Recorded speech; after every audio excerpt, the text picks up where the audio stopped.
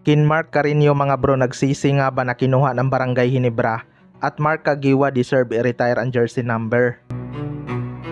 So isa nga sa mga pinaka-loyal na player ng Barangay Ginebra itong si Mark Caguioa mga bro.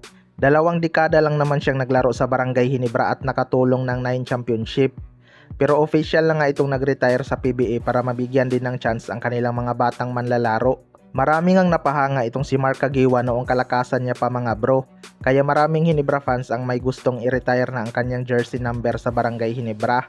Well, para sa akin mga bro, hindi ko nga naabutan yung prime Mark Caguioa, pero napanood ko naman ang kanyang mga highlights noon at magaling talaga tong si Mark Caguioa.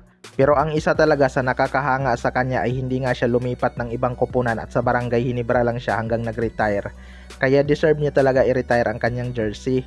Pero sapat naman na siguro yung pagiging loyal niya ng 2 dekada sa Barangay Ginebra at nakapag-ambag pa ng 9 championship. Kapag nangyari yan mga bro, wala nang makakagamit ng kanyang jersey number na MC47.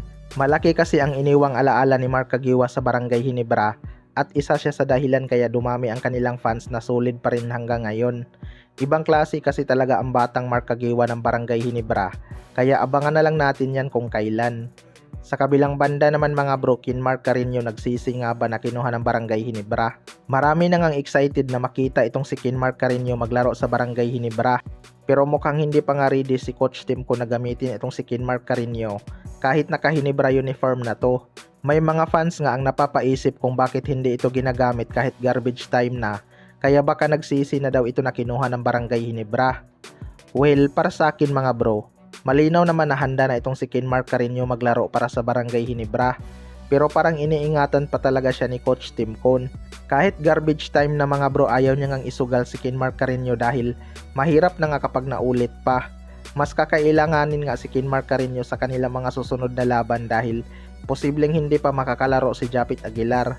Malakas nga itong next 3 games ng Barangay Ginebra mga bro at kailangan nilang maipanalo kahit 2 para makasecure sila ng twice to beat advantage. Kaya para sa akin mga bro, hindi naman siguro nagsisi itong si Kin Mark Carino at alam niya naman kung kailan siya kailangan.